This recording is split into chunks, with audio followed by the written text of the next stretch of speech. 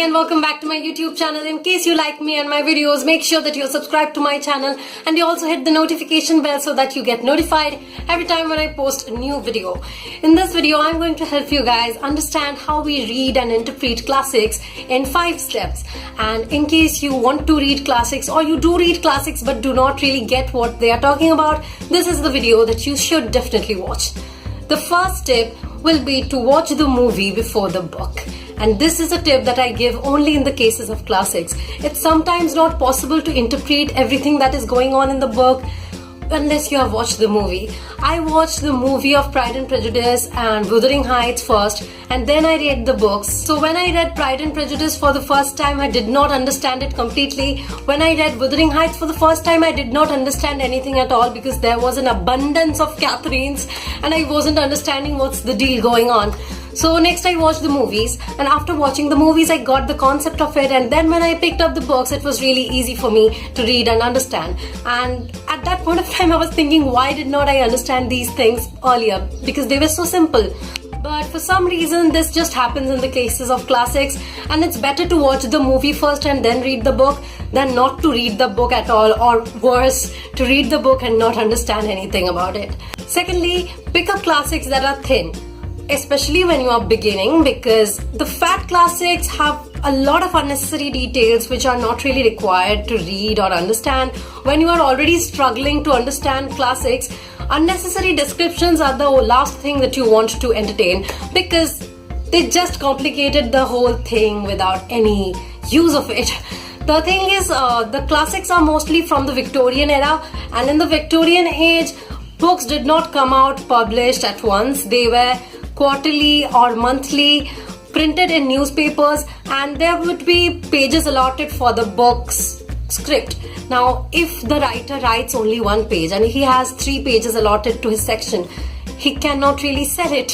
So he just inflates the story by writing 2 more pages of description, and that's why the books from the Victorian age are very, very fat and descriptive. Especially if you read Charles Dickens, you will understand that at its best. And I think that's absolutely unnecessary until and unless you just have to read them for a school project. And in case you're starting Charles Dickens, I think Christmas Carol is going to be the best. I read Christmas Carol first, and then I went on to Oliver Twist, which I couldn't really complete. It was so fat. And then I read Great Expectations after watching the movie, because before watching it, I again was not getting really interested in it. So yeah, this thing happens with me when I pick up classics, but not in any other genre. Thirdly, there are 2 types of classics: contemporary classics and vintage classics. And basically, I think contemporary classics are easier to read because they are more set in the contemporary times, I guess. To Kill a Mockingbird is a contemporary classic. Lolita by Vladimir Nabokov is a contemporary classic, and all these are really, really close to my heart. I love them, and I think definitely you guys should read it too. 4th tip, classics are not page turners. Never ever. Do not expect that you will finish reading a classic in 1 or 2 days, because it may take you up to 1 week to 1 month to finish reading a classic book, sometimes even more than that. Because once again, the language is extremely beautiful and delicate, and you just need to experience it and not just flip through like any thriller or mystery novel. It's not right to think of classics as page turners, and if you try to do that with classics, you'll end up not realizing what happened in the last page or in the last few chapters. And finally, you are probably more likely to DNF the book because you're not really understanding anything. And lastly, make a goal of reading 5 classic books at least this year. When you have goals, you want to complete them, and in case you complete them, you can just treat yourself. That will be so great. I force myself to read classics with these.